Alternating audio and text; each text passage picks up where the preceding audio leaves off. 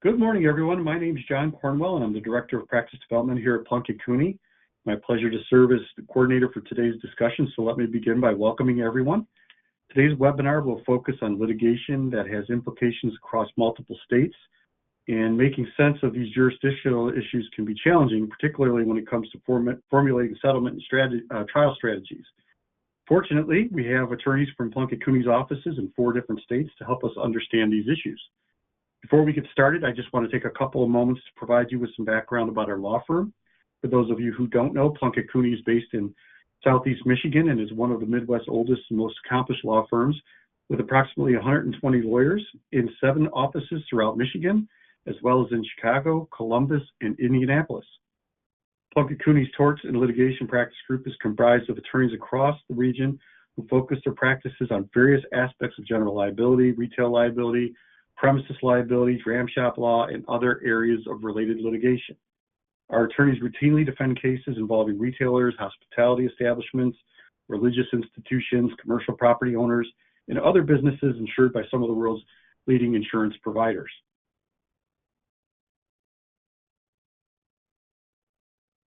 Joining me today for our discussion are 4 of our attorneys: John Sullivan from our Transportation Law Practice Group, and from our Torts and Litigation Practice Group, Christy King, Alyssa Kennedy, and Matthew Planey.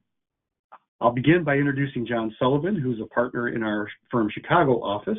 John maintains a diverse litigation practice, and he's a member of several of our practice groups.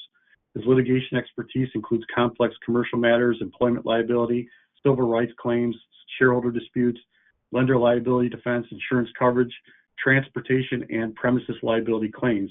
Before joining the firm, John worked for over a decade in the insurance claims profession. With numerous jury and bench trials to her credit, Christy King maintains a wide-ranging litigation practice with expertise in the defense of premises liability, motor vehicle liability, wrongful death, medical malpractice, and insurance coverage claims. A member of our Indianapolis office, Christy also has extensive experience resolving disputes involving construction law, business torts, subrogation, workers' compensation, and professional liability. Next is Alyssa Kennedy, who's a member of our Petoskey, Michigan office. She maintains a busy litigation defense practice, and she has experience in such areas as general liability, medical liability, toxic torts, premises liability, nursing home claims, transportation law disputes. Alyssa is admitted to practice in Michigan and Ohio, and she has the distinction of being named the rising star in the area of medical malpractice defense by Michigan Super Lawyers magazine. And last but certainly not least, I'd like to introduce you to Matt Planey from our Columbus, Ohio office. Matt has more than 2 decades of experience handling insurance defense claims. He provides strategic counsel and advice to clients throughout the Midwest, and he's won numerous jury trials across Ohio in both state and federal courts. Matt's experience includes the defense of transportation law disputes, including first and third party motor vehicle liability claims, as well as personal injury, product liability, and construction litigation matters. Now, before we get started, I've been asked to cover a couple of housekeeping notes about today's program. First, you're invited to submit questions throughout today's program. We're using our questions window on your GoToWebinar dashboard. So take a look for that. That looks like a little question mark inside of a dialog bubble at your top right of your screen. You can ask those questions throughout the program, and at the end, we're going to try to answer as many questions as time permits. The second note is that today's session is being recorded, and that recording will be available on Plunkett Cooney's website, which is located at plunkettcooney.com. So you can direct colleagues that maybe missed this program and would like to see it. It'll be there 24/7, and it's actually hosted on our YouTube page as well. So we invite you to go to our website and find that event page, or look this program up on our YouTube channel. So once again, on behalf of our firm, thank you for attending today's webinar. Now let's get things started. John Sullivan, I believe you are kicking off today's discussion, so please take it away. Thanks, John. Yep, John Sullivan here, and thank you all for attending. We threw out a hypothetical premises liability claim in the materials. It's a slip and fall on a live lobster in the food court of a mall. The live lobster escaped from a temporary holding when a contractor was replacing the live lobster tank in a food court restaurant. The plaintiff Eileen Catract. She tripped on the lobster, fell, broke her hip, and she has filed suit against the mall owner, against the contractor who was replacing the live lobster tank. She also filed suit against the mall maintenance contractor, B. Reft, and the mall security contractor, C. Nothing. C. Nothing was directed to preserve and produce the security footage for the food court area of the hometown mall. Unfortunately, that security footage was never saved. So alternatively, Ms. Catract has sued C. Nothing for spoliation of evidence. The suit was filed in Cook County, Illinois, the Circuit Court of Cook County. Eileen is an Indiana resident. Hometown Mall is located in Hometown, Michigan. Other of the parties to the litigation have ties to Ohio and Illinois. So what we want to do here is focus on the differences in the substantive tort law between Illinois, Indiana, Michigan, and Ohio, and whether litigation strategies to avail yourself of one or the other state's substantive laws can mitigate the exposure to the policyholder or the client, and allow you to resolve cases or defend them for less money. So what we'd like to do is start with substantive issues in tort law between Illinois, Indiana, Michigan, and Ohio, and explain the differences in those state tort laws and how they impact the defense and settlement strategies of a case. So the first issue that we've highlighted is comparative fault. And comparative fault is identical with one exception between Illinois, Indiana, Michigan, and Ohio. In Illinois, well, in all four states, the modified comparative fault is used. So the recovery is reduced by the percentage of the plaintiff's comparative negligence. That's true across all four states. In Illinois, Indiana, and Ohio, a landowner or occupier has no duty to warn of open and obvious hazards.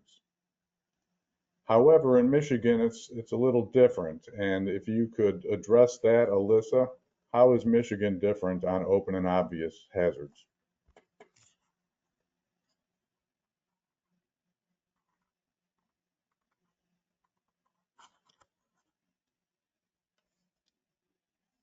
Alyssa, I think you might be muted.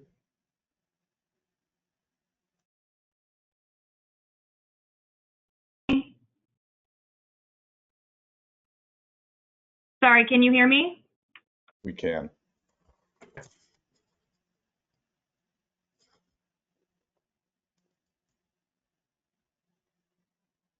Alyssa, we may have lost you again. You want to try that one more time?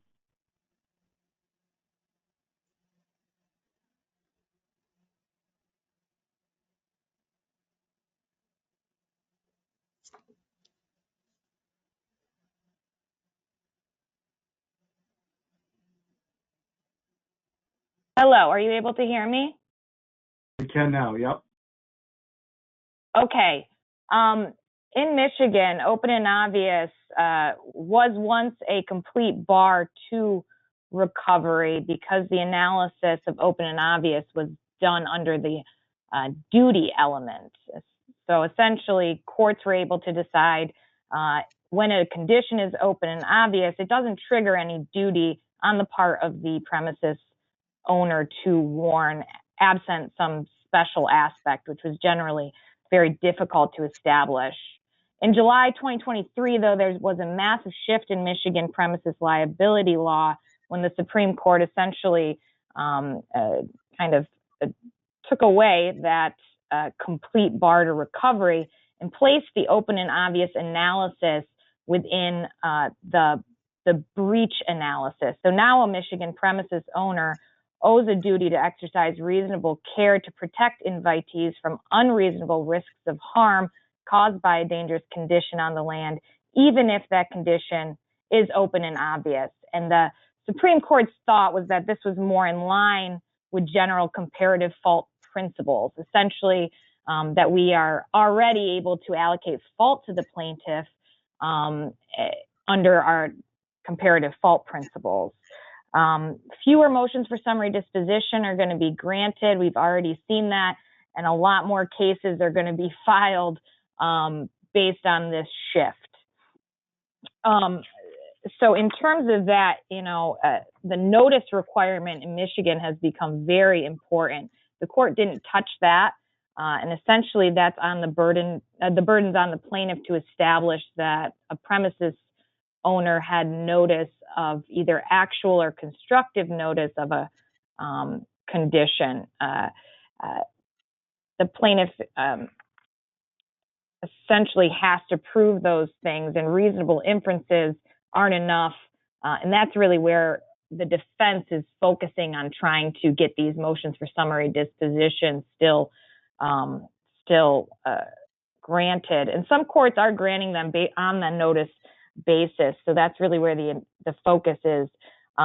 Moreover, even though the analysis is under the breach, which is generally a question of fact, the Supreme Court left open in its opinion that where there is an absence of a genuine issue of fact regarding the breach element, summary disposition might still be appropriate. So the law is, it's evolving in Michigan with regards to open and obvious, but the focus is going to be more on comparative fault.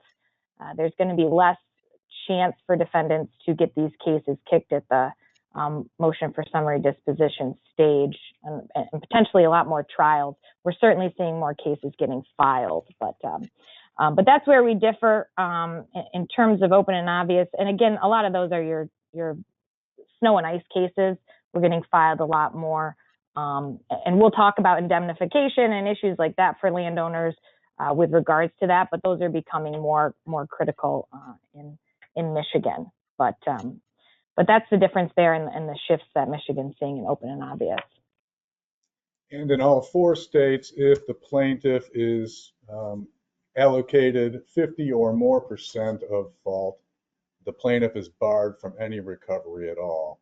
And just one other note on the comparative fault and the open and obvious doctrine, Illinois does have exceptions to the open and obvious doctrine, where if the plaintiff was distracted from appreciating the open and obvious hazard, the plaintiff is not going to be barred from recovery. That's a question of fact. It's often resolved at trial. The next issue we have is the allocation of fault to non-parties. And I'll address Illinois. In Illinois, the parties to the lawsuit are allocated fault by the jury. However, you cannot allocate fault to non-parties. You can't allocate fault to settled parties. So in the event that there are multiple defendants in a lawsuit or other potentially responsible parties, such as the employer of the plaintiff,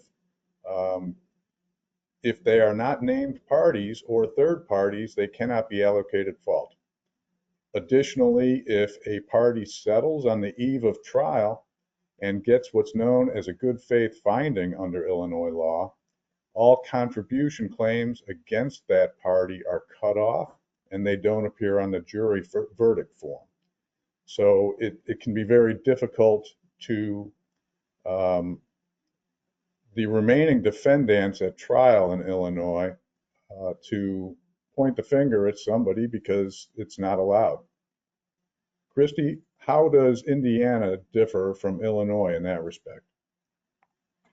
Thank you, and good morning. In Indiana, defendants can name non-parties under the comparative fault statute, and juries can also allocate damages to them. A non-party defense, however, must be appropriately and timely pled. A defendant must specifically name the non-party in their affirmative defenses. No generic identification of a non-party is allowed. A non-party defense that is known by the defendant when the defendant files the defendant's first answer shall be pleaded as a part of the first answer. A defendant who gains actual knowledge of a non-party after the filing of an answer may plead the defense within reasonable promptness. However, if the defendant was served with a complaint and a summons more than 150 days before the expiration of the limitation of action applicable to the claimant's claim against the non-party, the defendant shall plead any non-party defense not later than 45 days before the expiration of that limitation of action, that being the statute of limitations. However, the trial court does have broad discretion as far as altering those limitations, those time limitations. As a caveat, a defendant who suffers judgment in a tort case will not be entitled to a credit for money paid by a settling co-defendant if they have not added the settling defendant back under the non-party provisions of the Comparative Fault Act. In a nutshell, a defendant must add any settling defendant as a non-party and prove the amount of fault of that non-party in order to receive credit for the settlement.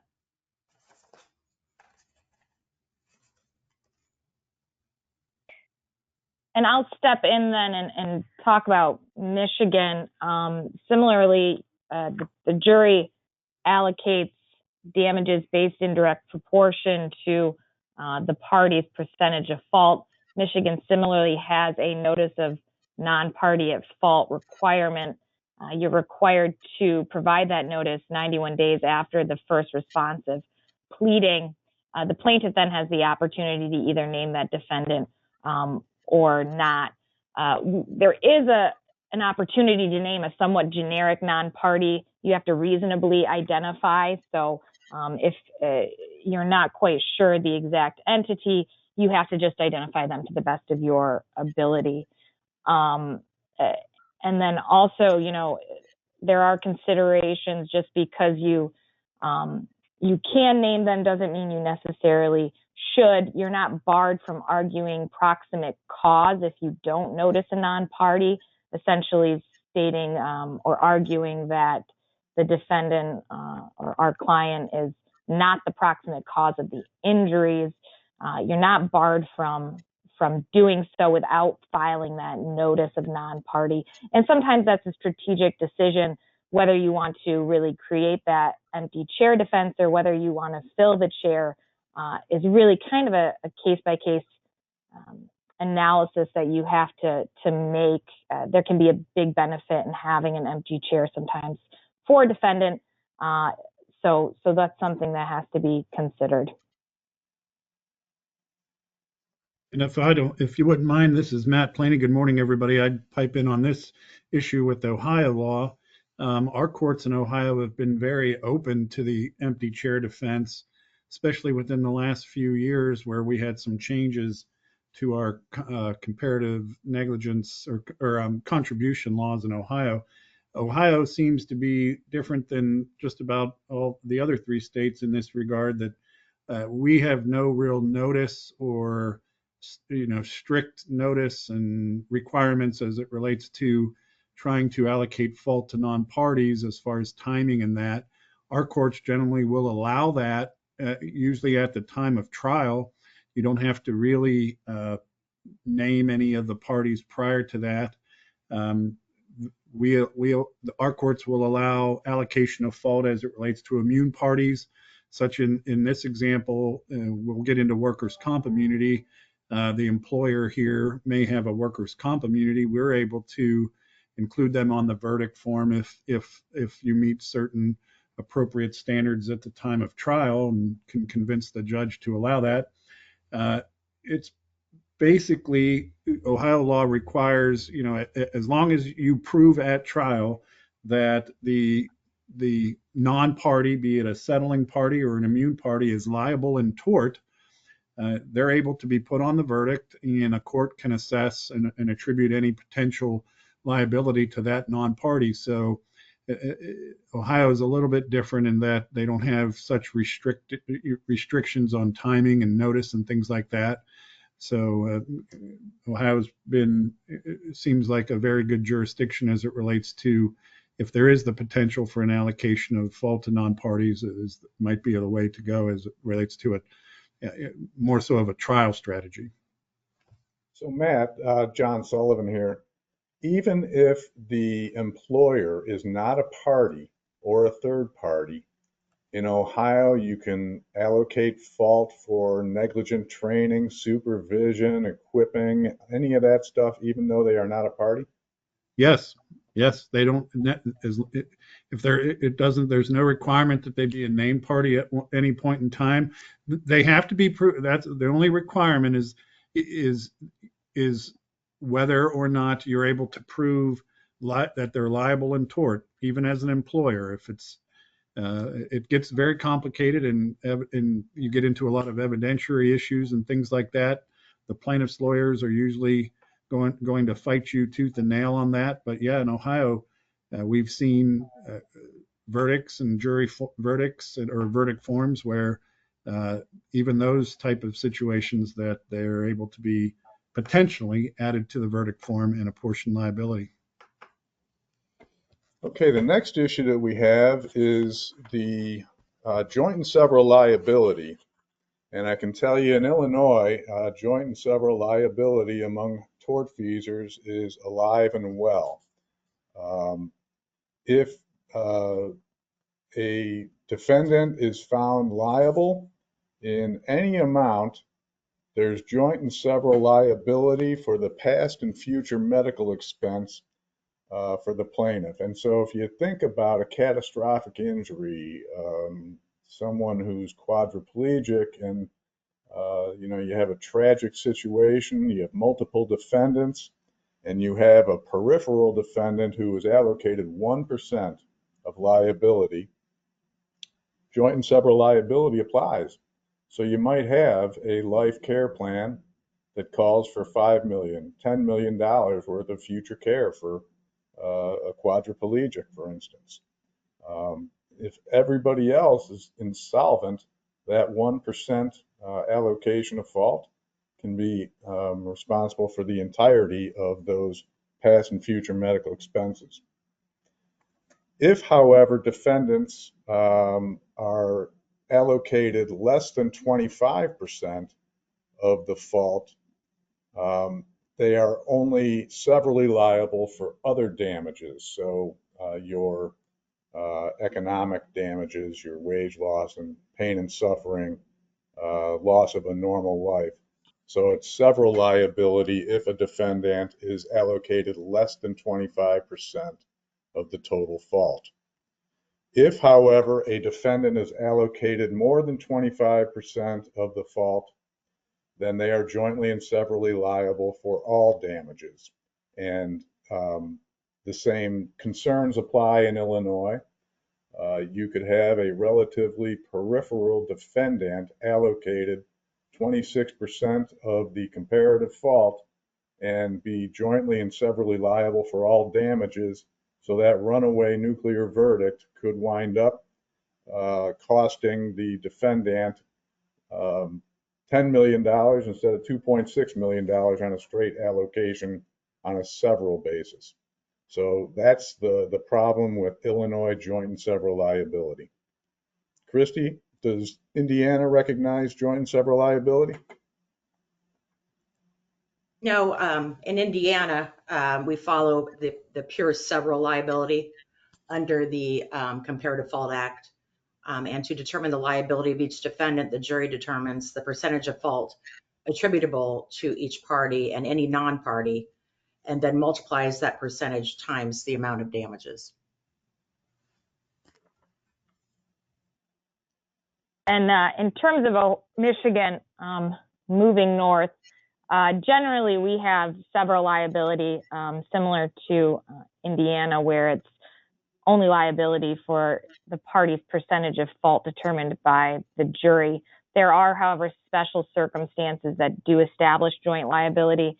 Medical malpractice claims generally will be joint liability. That wasn't abolished with the rest of joint liability back in 1995. And then also if it's a crime with some element of gross negligence or use of alcohol or controlled substance, where there's a conviction, is another special circumstance that would establish joint liability. And in determining this as a defendant, sometimes there's obviously jury verdict form considerations in terms of this, and confusion that it can cause to a jury when you're doing this type of percentage allocation. But generally, obviously, Indiana and Michigan having it several liability really reduces the risk in those cases for some of these, as John said, nuclear verdicts. So.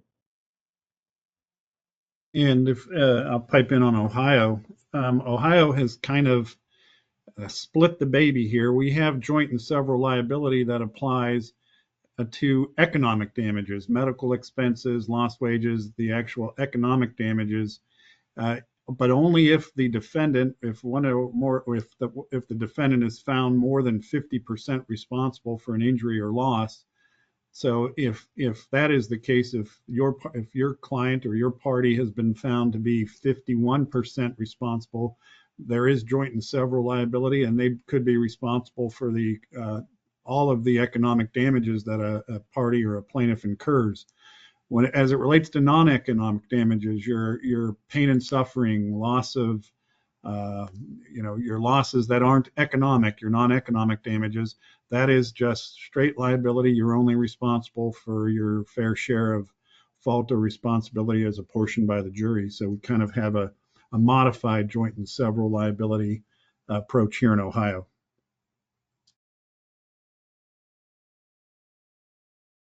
Next issue we wanted to talk about was contribution among tortfeasors. Illinois has a contribution act that allows any party that pays more than their allocated percentage of liability can seek and obtain contribution from joint tortfeasors. There are a couple of nuances. First of all, it's a use it or lose it remedy. If you don't timely assert a claim for contribution, it is deemed waived, and you're stuck with that extra liability. There are specific rules for employers. In Illinois, the employer's contribution liability is capped at the amount of its responsibility under the Illinois Workers' Compensation Act. So if you have a work comp claim that is settled for $250,000, absent an exception, the employer cannot be liable for contribution in excess of that work comp settlement. The exception is if you've got an indemnity, and we're going to get into indemnification clauses in a little bit. If the employer agrees to unlimited indemnification, then that workers' compensation cap to contribution liability does not apply. Christy, does Illinois or Indiana recognize contribution among tortfeasors? No, it does not. Both the common law of Indiana and the Indiana Comparative Fault Act prohibit contribution among joint tortfeasors. Similarly, in Michigan, contributions really, contribution claims are no longer viable. The right of contribution only exists in favor of a defendant who's paid more than his pro rata share. However, by statute, defendants in Michigan generally can't be held liable for those damages based on the percentage of fault beyond their pro rata share. So generally, you're not getting any contribution claims in Michigan. The jury sits with the decision of fault and liability. of the parties based on the incident and the roles. And so it's pretty similar to Indiana in that way. In Ohio, somewhat pretty much similar to Illinois, there is contributions, rights of contribution do exist in the favor of those parties or tortfeasors that have paid more than their share of liability. It's governed by statute in Ohio as far as the rights and of a party to contribution. A lot of times in Ohio, we deal with settlements, and in order to be entitled to a right of contribution, I think as in Illinois and perhaps other states, if it's a settling party, you have to specifically, if you settle, you have to specifically obtain a release of the other party that you intend to seek contribution for in future liability. Ohio has tried to clarify and make it simple as it relates to contribution in order, which has the effect here of trying to lessen or do away with cross claims, which you often see are litigation also oftentimes gets bogged down in cross claims for contribution and in certain situations. So Ohio has tried to make it so that a party does not necessarily have to file a cross claim to still be able to assert a right of contribution if they're found to have paid more than their proportionate share of common liability as it relates to a specific claim. So that's kind of where things are in Ohio. The next topic we wanted to talk about is workers' compensation. In Illinois, workers' compensation is the exclusive remedy for employees injured while in the course and scope of employment.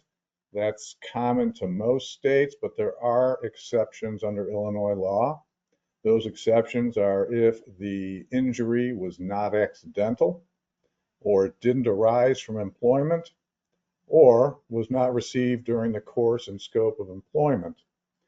And there's another exception if the injury is not compensable under the Workers' Compensation Act.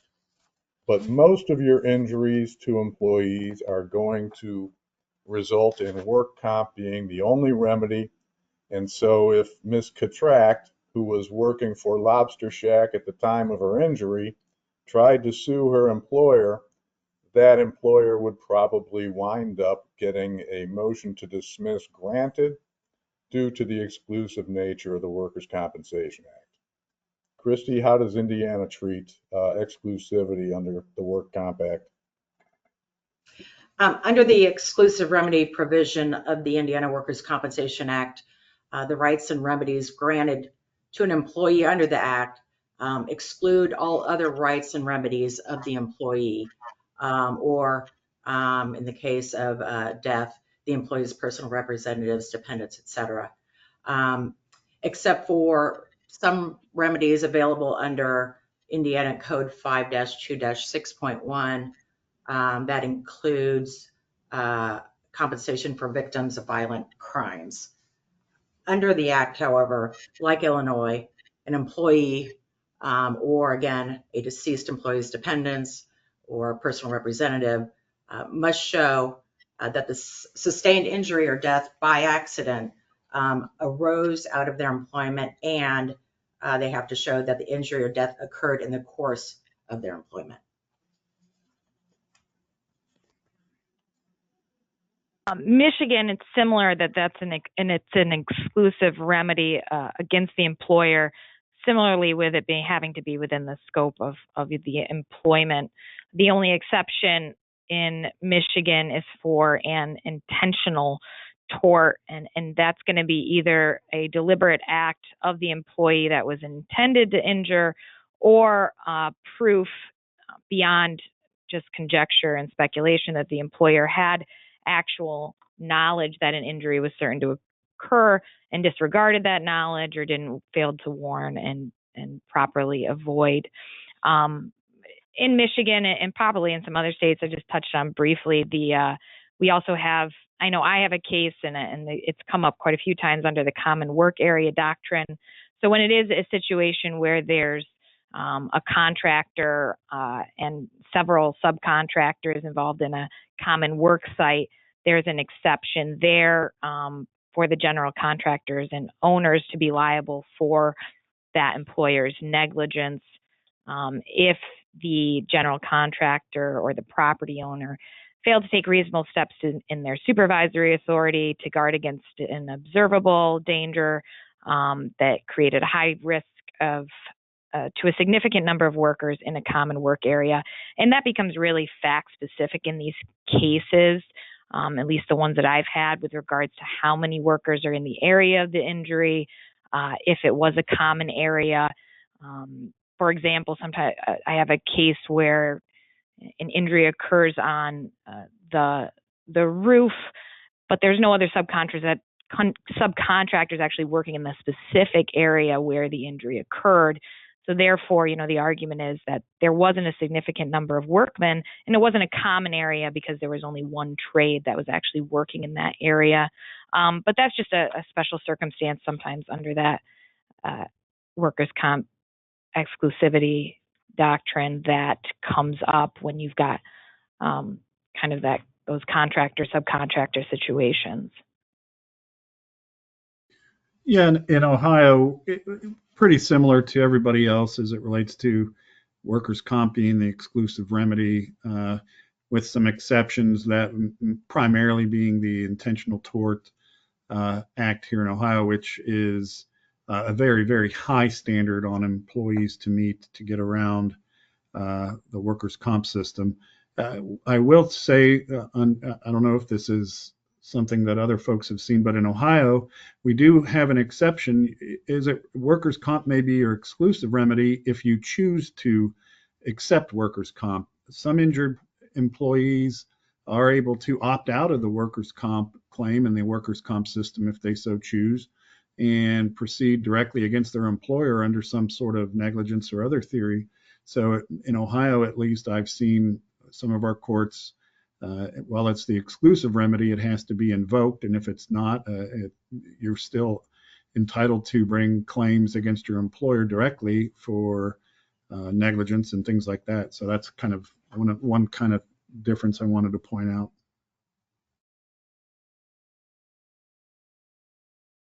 The next issue we wanted to address was issues of waiver, set-off, release of an employer if there's a workers' compensation lien that's asserted. Now, we talked about the exclusive remedy, and we talked about the Illinois cap on contribution liability, limiting the employer's potential liability to contribution claims from a tortfeasor to the amount of its work comp lien. That is capable of being waived. And if there's a waiver pursuant to which an employer agrees to indemnify a contracting party, then the cap is waived. And you see this in a lot of circumstances where you've got a party with tremendous bargaining power. They can drive the terms of the contract. I'm defending an employer right now in a wrongful death case involving someone who died at a nuclear power plant that was operated by Exelon. And the client is a contractor that has performed work for Exelon for decades, hopes to continue performing work for Exelon for more decades. And because of Exelon's bargaining power, they're able to extract very broad, unlimited indemnification contract clauses, and our client has that situation. So as the contract is worded, it says if there is an employee of my client who brings a claim or a suit against Exelon, the liability of my client is unlimited for indemnity. So from a strict contract interpretation standpoint, we're arguing that the surviving spouse, who is the plaintiff, is not covered by that contract clause because she was never an employee of the client. We don't know if that's going to be resolved for or against us, but at least we have some arguable defense to bring to the table, because otherwise it's a very high exposure claim and unlimited indemnity with a plaintiff's attorney who has already recovered a $94 million settlement in another case against Exelon. So that's how Illinois waiver, set off, and release works if there isn't a broad indemnity claim. Christy, how does Indiana treat that issue? Under the Indiana statute, an employer and/or carrier has a right to reimbursement of workers' compensation benefits paid to an employee from proceeds of a settlement or judgment from a third-party action. Additionally, the statute provides that when an employee settles with a third party, the employer / carrier's obligation to pay future compensation benefits is terminated. An employer and/or the carrier's lien, however, will be reduced by 1/4 for attorney's fees if recovered without suit, and by 1/3 if recovered with suit. Additionally, the employer or carrier shall pay its pro rata shares of costs associated with the lawsuit. If the employer or carrier chooses to waive its right to recovery, is to recover the lien for whatever reason, then it is not responsible for sharing in the costs of the litigation. Any recovery of a workers' compensation lien can also be reduced by the comparative fault of the employee, which would then reduce the employee's ultimate recovery against the third party. When settling a case in which there is a workers' compensation lien, you must obtain the consent of the employer or the carrier, and the Indiana Supreme Court has decided the effect of failing to do this in Smith versus Champion Trucking Company, Inc. In that case, the employee was involved in an auto accident, and the employer moved to dismiss the workers' compensation action, arguing that the employee's settlement with the driver of the other vehicle before resolution of the workers' compensation claim barred his right to further benefits, and the Indiana Supreme Court agreed. Following on the heels of that case, the Indiana Court of Appeals determined whether an employer or carrier must reduce its workers' compensation lien in the same proportion that the employee's full recovery was reduced in the third-party liability suit when the employee failed to obtain the employer's consent in settlement. And that's Cornelick versus Metal Steel USA, Inc. The court decided in that case that the employer carrier or / carrier was required to reduce its lien by 1/3 for attorney's fees and its pro rata share of the costs. However, the employer or carrier was not required to reduce its lien in the same proportion that the recovery in the third-party liability suit was reduced. I would say as best practice, attorneys involved in third-party liability suits should always contact the employer or carrier before entering into settlement negotiations and ensure that the workers' compensation lien is protected in full. Further, obtaining the written consent of the employer or carrier can prevent future litigation regarding the amount of recovery on the workers' compensation lien.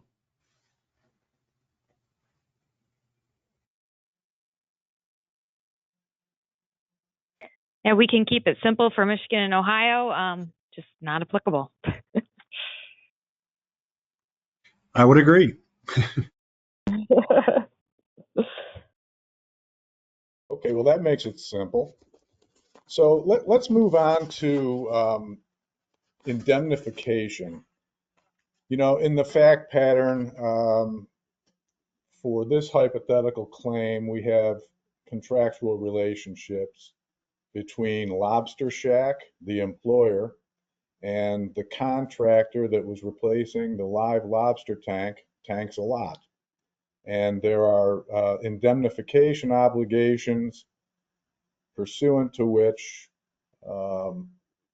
Tanks a Lot has to indemnify Lobster Shack in the event of any bodily injury or property damage caused in whole or in part by the Tanks a Lot activities. So one issue in Illinois law is can you indemnify yourself against your own negligence? And the answer to that is generally yes, so long as the provisions are clear and unequivocal and don't violate public policy. However, when you get into construction contracts, there's a statutory exception under the Illinois Construction Contract Indemnification for Negligence Act. And in that act, it says a party cannot indemnify itself over its own acts of negligence in a construction contract.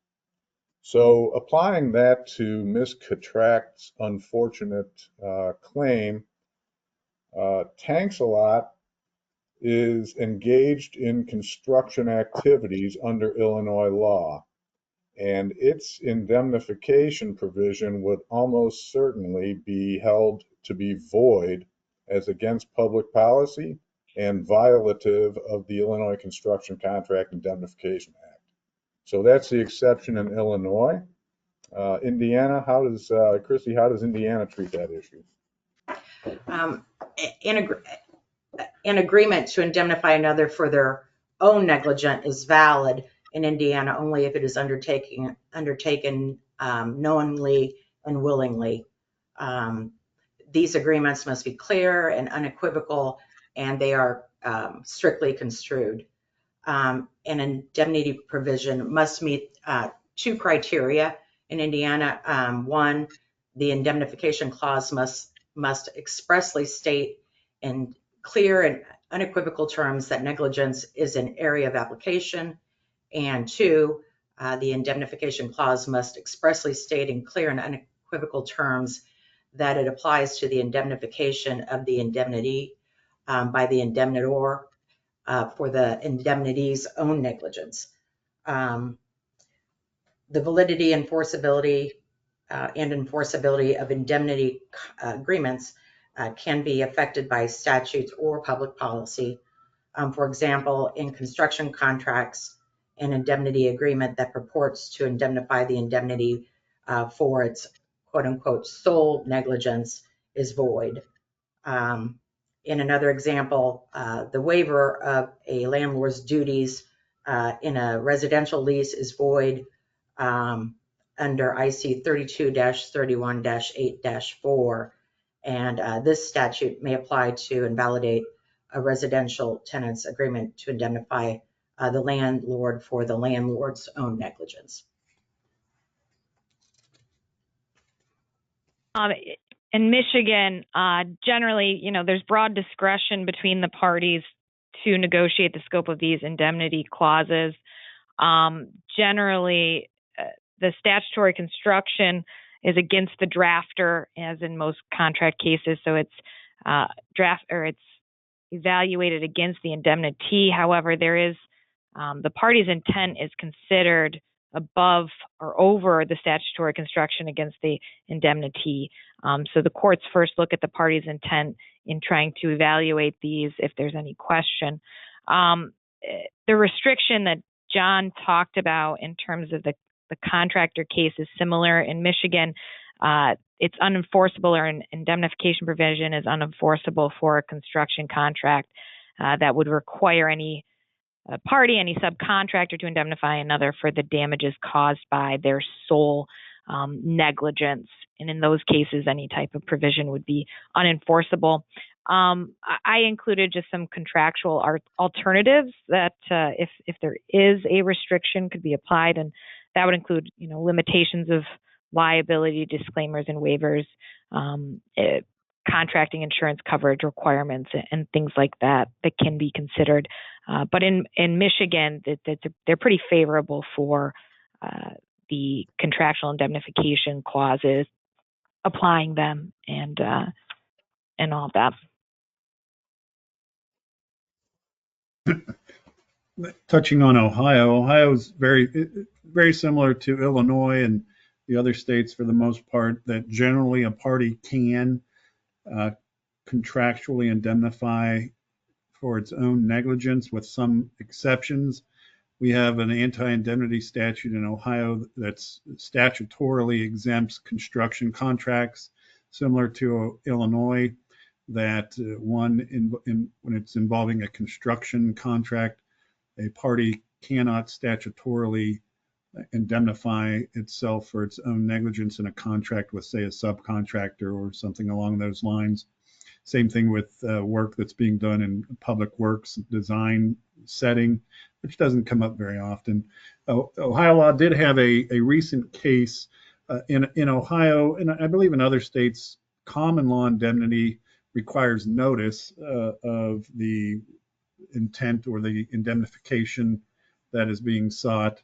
Our courts here recently exempted, if it's in a written contract or if it's an express indemnification provision in a contract, the common law requirement of notice, which a lot of parties were trying to invoke, saying that there still needs to be notice provisions and things like that, notice provided. Our courts have said, no, that's not true. When you have an express written contract providing indemnification, that is in of itself pretty much notice of your right to invoke that indemnification principle. So Ohio, it's important for companies that are seeking to enforce indemnity provisions to include notice requirements in indemnity provisions, just to make sure that everything's on the up and up and you meet the statutory and common law requirements as it relates to notice. And even in the absence of contractual provisions calling for indemnification, Illinois recognizes the concept of implied indemnity. Implied indemnity will arise when there's a pre-tort relationship between the plaintiff and the third-party defendant. For instance, a manufacturer who is sued by someone using the manufacturer's product, where the employer of the person who is injured altered the product or failed to upgrade the product on the manufacturer's recommendation. In that situation, Illinois would recognize implied indemnity for the employer to indemnify the manufacturer, even in the absence of an express contract calling for indemnity. Christy, does Indiana recognize implied indemnity?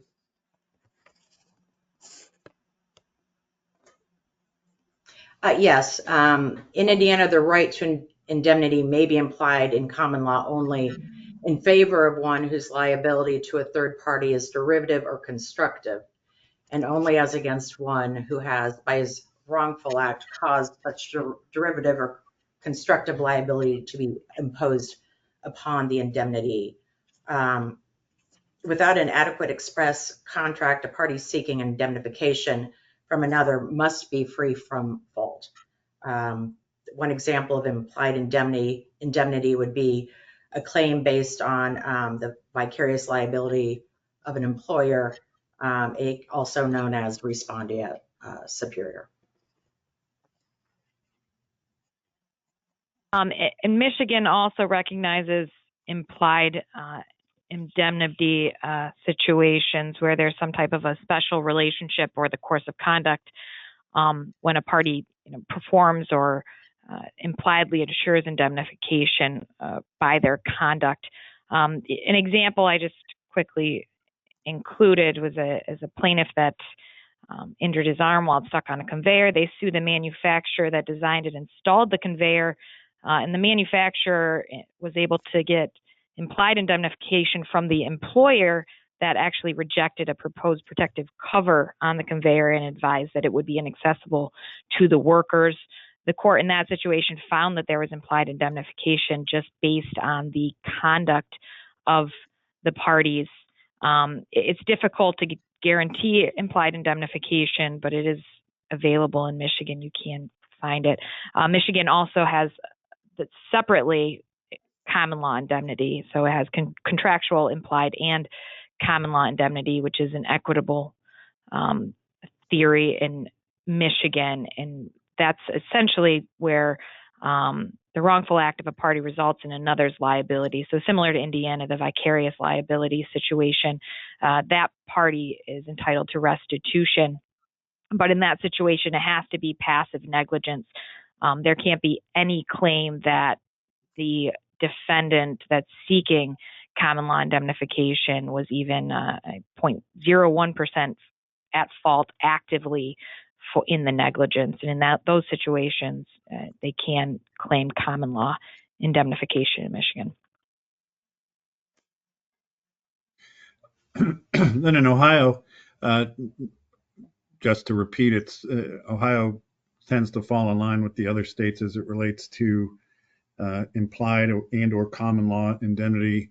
You most often see it in vicarious liability, but again, as everybody's indicated, that there must party seeking indemnity cannot be at fault or loses that right. So in that respect, I think Ohio falls in line with certainly Indiana and Michigan. The other issue we wanted to highlight was the difference between the various states in whether there's a corollary to Federal Rule of Civil Procedure 68 on formal offers of judgment. There is no such corollary under Illinois law, and sometimes that can be a valuable tool under the federal rules for incentivizing a plaintiff with a questionable claim to accept a settlement, otherwise bear the risk of costs and potentially attorney fee shifting if the result attained is less than the formal offer of judgment. We have nothing in that regard in Illinois, so it's not a tool in our toolbox for settling cases here. Christy, does Indiana recognize formal offers of judgment? Yes, under Indiana Trial Rule 68, at any time more than 10 days before the trial starts, a defendant can serve on a plaintiff any offer to allow judgment to be taken against the defendant to the effect specified in its offer with costs then accrued. If within 10 days after the service of the offer, the adverse party serves written notice that the offer is accepted, either party can then file the offer and the notice of acceptance with the court. In Indiana, costs do not include attorney's fees or litigation expenses for an offer of judgment. An offer of judgment not accepted shall be deemed withdrawn, and evidence of the offer is not admissible except in a proceeding to determine costs. If the judgment obtained by plaintiff is not more favorable than the defendant's offer, the plaintiff must pay the costs incurred after making the offer. The fact that an offer is made but not accepted does not preclude any subsequent offers. While liability of one party to another has been partially determined by verdict or by order of judgment, but the amount or the extent of liability remains to be determined, the party liable may make an offer of judgment, which will have the same effect as an offer made before trial if it is served within a reasonable time, not less than 10 days prior to the hearing to determine the amount or extent of liability. And Michigan also does have that these offer of judgment in our toolbox, and it's proven very useful in some cases. It's under Michigan Court Rule 2.405 that permits it until 28 days before trial. The defendant or a party can serve a written offer, and then within 21 days after that, so 7 days before trial, essentially, they have to either accept the offer. We are permitted to have attorney's fees, but a court can refuse to award those attorney's fees as part of any judgment. And generally, they may do so. And then similarly, it works as the federal rule and as it does in Indiana, that it imposes costs in favor of the party with whom the verdict is more favorable.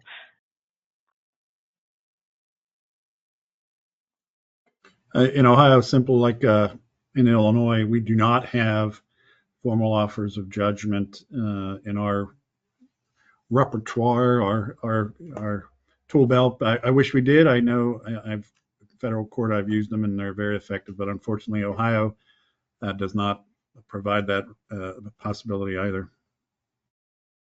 So against that backdrop in the distinctions between the substantive tort laws of the various states, we've got this serious injury claim brought by Ms. Catract against the mall owner, the tank repair contractor, the security contractor, and we're litigating in Cook County. And just to preface the following comments, the American Tort Reform Association in December of 2023 gave Cook County the distinction of the second worst judicial hellhole in the country.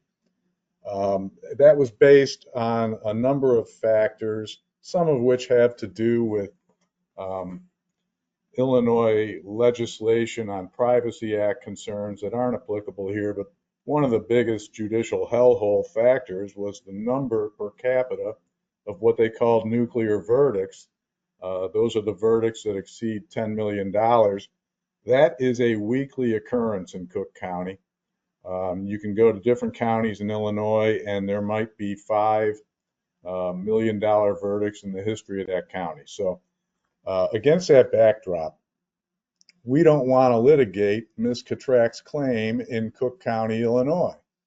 And moreover, we don't want to litigate Ms. Catract's claim in they're subject to Illinois substantive tort law because we can't allocate to non-parties.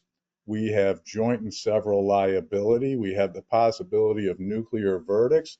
It's the worst case scenario. So how do we avoid that? The first issue we want to talk about is choice of law. In Illinois, since Illinois is the forum state, Illinois' choice of law rules would control determination of whether or not the laws of a state other than Illinois should be applied to Ms. Catract's claim. We talked earlier, the first step is determining whether there's an actual conflict between substantive Illinois law and the law of another state. Here you've got the location of the injury, which is usually the most important factor under Illinois law, and that is Michigan. And there is clearly a substantive difference between Illinois and Michigan law that could be even outcome determinative in Ms. Catract's claim. So then you have to go to the second step of a choice of law analysis and find out which state has the most significant relationship to the dispute. In Illinois, there is a presumption that Michigan law is going to apply because that's where Ms. Catract suffered her injury. That presumption can be overcome, but it's a difficult presumption to overcome.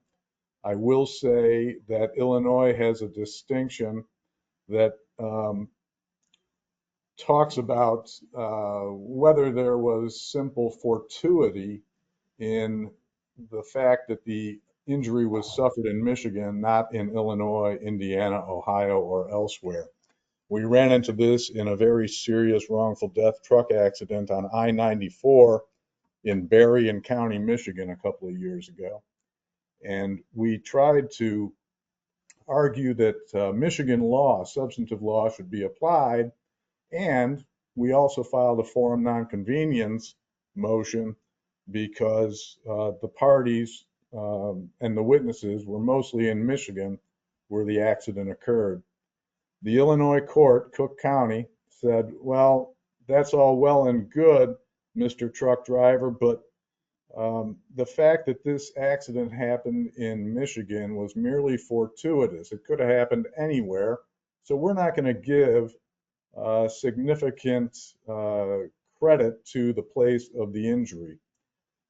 So that's one distinction with Illinois on the fortuity doctrine, but otherwise the place of the injury is going to be the most important factor, and that's for a tort analysis. One other thing I wanted to mention is that if you've got a contract choice of law question, the place where the contract is going to be performed is the most significant factor under Illinois law. And in this case, the contract between Tanks-A-Lot and Lobster Shack was to be performed exclusively in the state of Michigan, and the court would probably consider Michigan substantive law on contracts to be the most significant law and apply Michigan law.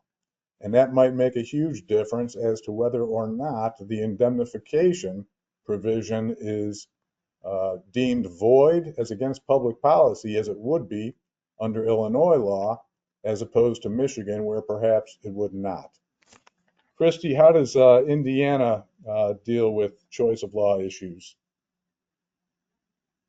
In Indiana, in tort actions such as the one we're discussing today, the choice of law analysis now involves multiple inquiries. As a preliminary matter, the court must determine whether the differences between the laws of the states are important enough to affect the outcome of the litigation.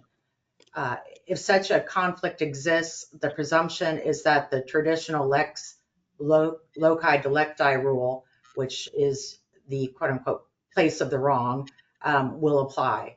Under this rule, the court applies the substantive laws of the state where the last event necessary to make an actor liable for the alleged wrong takes place. This presumption is not conclusive, however. It may be overcome if the court is persuaded that the place of the tort bears little connection to the legal action. In contract actions, however, Indiana applies the law of the forum with the most intimate contact to the contract dispute. The court assesses the most intimate contacts by considering 1, the place of the contracting, 2, the place of the contract negotiation, 3, the place of performance, 4, the location of the contract subject matter, and 5, the domicile, residence, nationality, place of incorporation, and place of business of the parties. Indiana doesn't analyze separate issues within claims to assign state law for each issue, but instead treats each independent claim separately for the purposes of choosing applicable law. For example, an Indiana court might analyze a contract claim and a tort claim independently, but would not separately analyze and apply the law of different jurisdictions to issues within each claim. In Michigan, really under the choice of law rules, Michigan law is going to control unless there's a rational reason to do to change that, and that really applies across the board. It's generally a two-step analysis to determine whether a rational reason exists to displace Michigan law. First, does any foreign state have an interest in having its law applied? And that can be where parties are located, where the injury exists, and things like that. If no state has such an interest, the presumption that Michigan law applies won't be overcome. If they do have an interest, then they must determine if Michigan's interests mandate that Michigan law be applied despite that other state's interests. Generally, the analysis is favoring Michigan law in those cases. Nevertheless, Michigan courts apply another state's law where the other state does have a significant interest, and it essentially is greater than Michigan's interest in the matter. So it's really just a rational reason kind of analysis in Michigan. Ohio is very similar to that. They're going to look at first, the location of the injury, and work from there. If there's any special circumstances that would require that perhaps another state may have a more interest in having their law applied. in the fact pattern that we're looking at, Ohio, the only connection here to Ohio is that the maintenance contractor with the mall is an Ohio corporation. That may affect some jurisdictional issues, but as far as the choice of law, I, I, I can't see any rational basis why Ohio law would apply to this fact pattern. We start with the injury in Michigan, even the contract between the mall and the maintenance company, who happens to be an Ohio corporation, is specific to work being performed by BREFT, the contractor in Michigan, the state of Michigan. So the choice of law is going to be similar to in Ohio as it is to elsewhere. Who has the most interest and is tied to the injury that would be the preferred uh, forum for applying its law. Here, not Ohio. So let's talk about other ways to avoid application of Illinois law, possibly, and the Cook County judicial hellhole scenario. We're looking at a situation with multiple parties that are citizens of multiple states, and the first thing we would do with Ms. Catrac's claim is try to remove it to federal court. You'd have a much better a much fairer process, a much more expedient process too, if you were in the Northern District of Illinois instead of Cook County, Illinois. Here, under the fact pattern presented, we have complete diversity. The amount in controversy is in excess of the threshold, so we would move to remove Ms. Catrac's claim to federal court.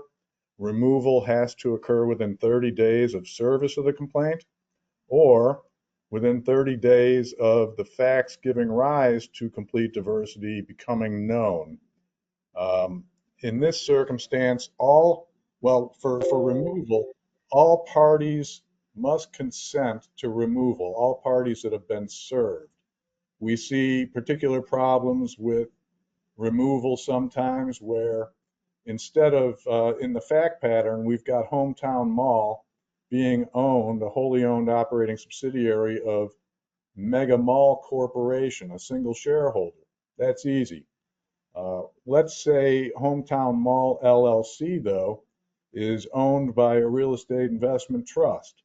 Well, now you've got a trustee and you've got beneficiaries of the trust, and there could be thousands of them.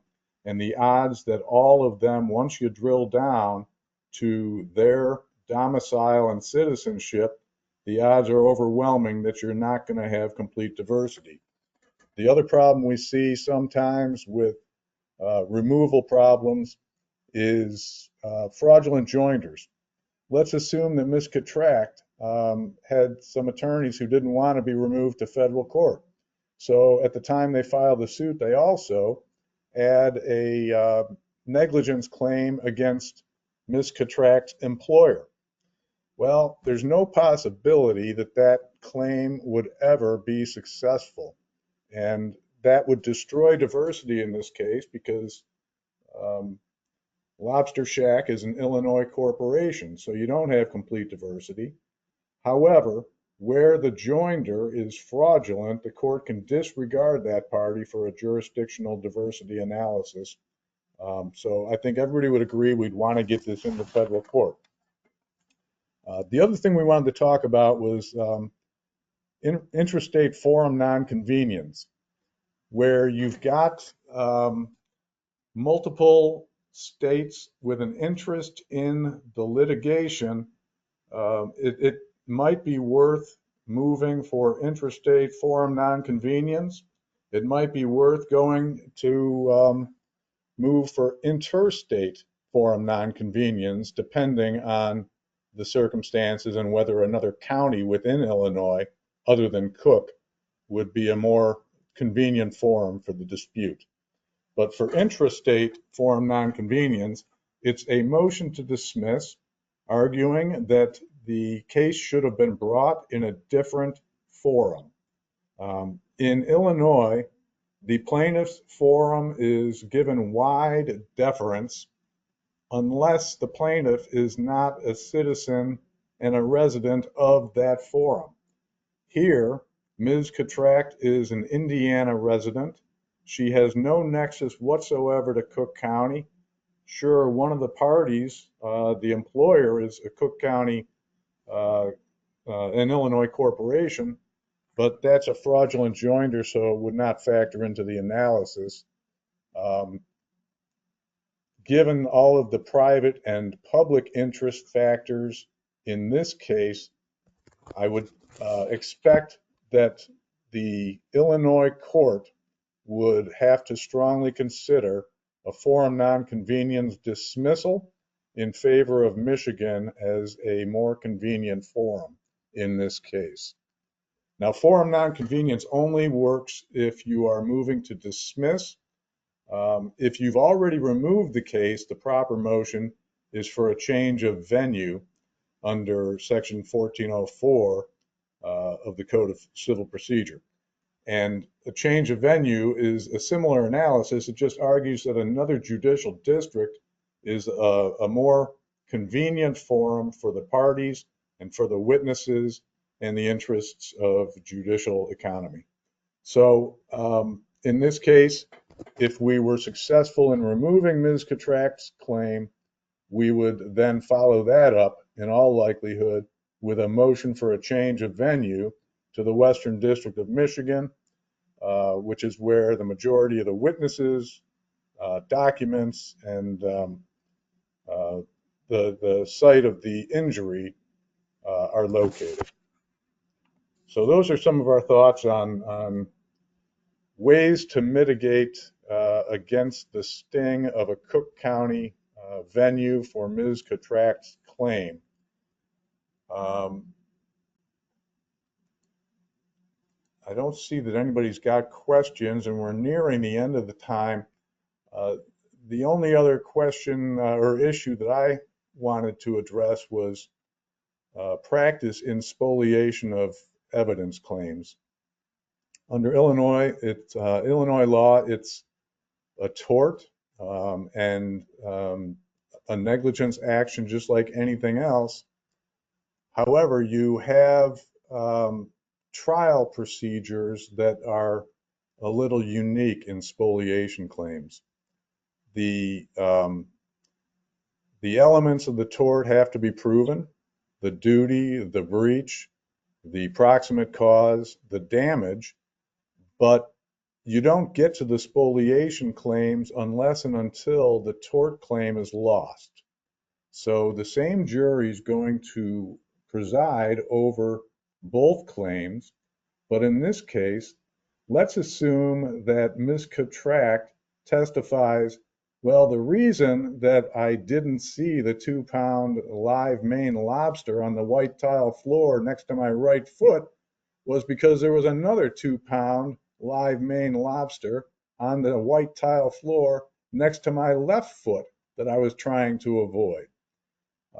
In that circumstance, the absence of the surveillance video that See Nothing failed to preserve and produce could be a material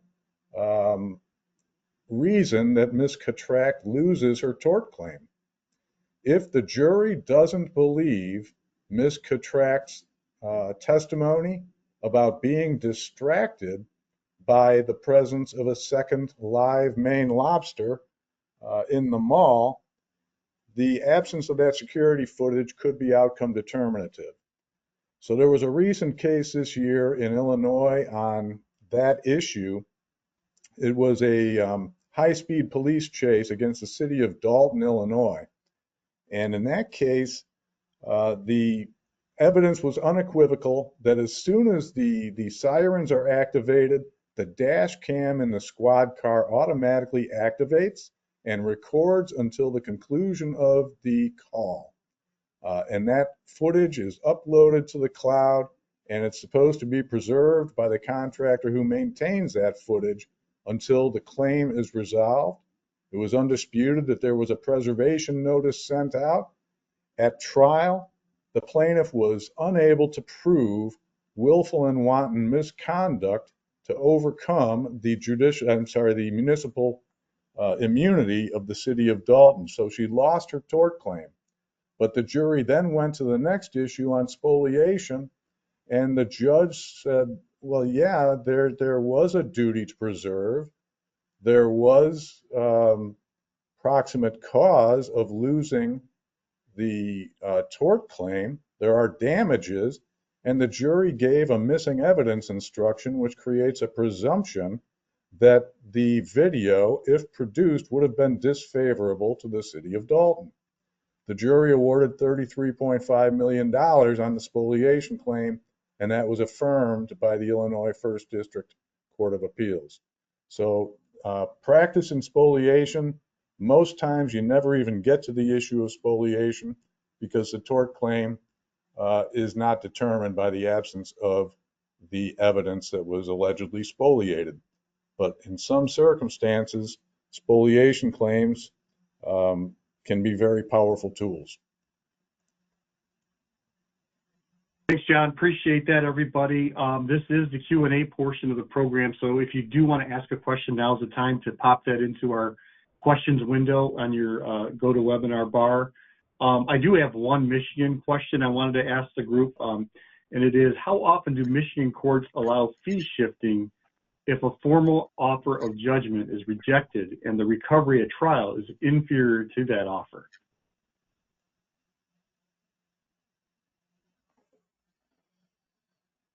Oh, sorry there. That's me, isn't it?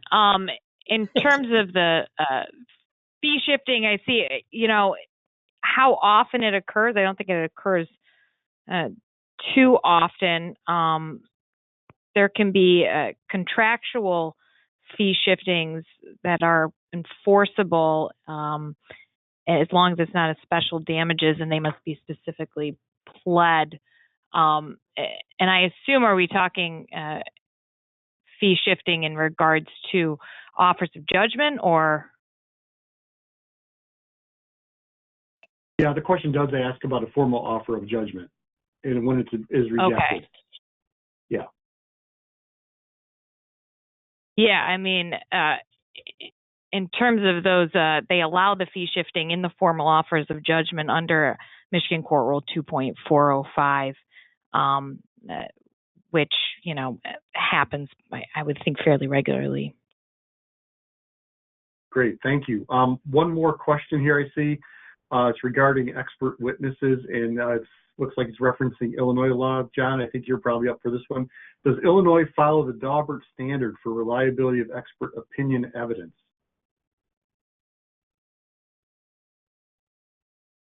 Oh, did we lose John?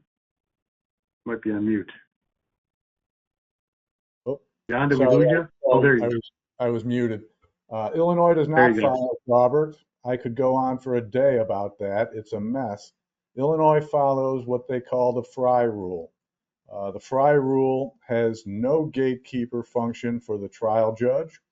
The Fry Rule basically says if it's generally accepted, it's fair game for an expert to testify about it at trial. There was a recent Illinois appellate court that highlights the problem with that. It was a cancer claim. It was an FELA claim. And there was evidence anecdotally that the plaintiff was exposed to diesel fumes because he worked for the railroad, and to Roundup, glyphosate, because he sprayed weeds along the railroad tracks during his career. There was no evidence from either expert, an epidemiologist and an industrial hygienist, as to the amount of exposure, the duration of exposure, whether the exposure exceeded permissible limits. There was no scientific evidence at all.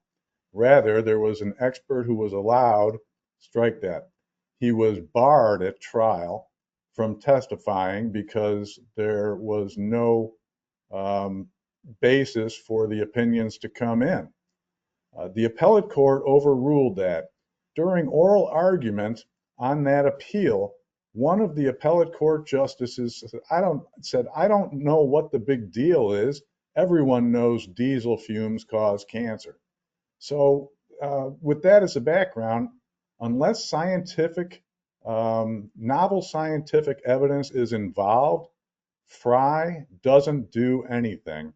And most of the plaintiffs' bar knows that, so they try to avoid novel scientific evidence and circumvent Daubert altogether. It's one of the worst situations that lend to that judicial hellhole nature of Illinois. You were not kidding, that's for sure. Oh boy. Okay, well, listen, I don't see any other questions in our queue, so we are coming up on time. So what I'd like to do is kind of wrap things up, if that's okay. And in closing, I just want to remind everybody, we do the typical survey post-webinar that you're used to. So please, when that pops up for you, we would love to get your feedback on how we did today. We also asked a question about future topics, and we'd love to get those to try to help us with our advanced planning for the end of the year and into 2025. So please do what you can to answer that quick survey. I do want to plug our Torts and Litigation Practice Group Litigation Defenders blog. It's a great place to check out some of these types of issues. We have a number of our attorneys writing for the blog, try to keep that fresh on some of these issues that you've heard about today, construction and others. So please check out Litigation Defenders. It's on our blog, on our website, which is located at plunkettcooney.com. We're also going to have the recording for today's program, hopefully later today, if not tomorrow. And if you'd like to go back and review any portion of this, that recording will be out there. It's also hosted on our YouTube channel, and so you can check that out or direct colleagues to that link. We'd appreciate that as well. So with that, on behalf of John and Alyssa and Christy and Matt and everybody here at Plunkett Cooney, I want to thank everybody for joining us today and wish everybody a great rest of the day.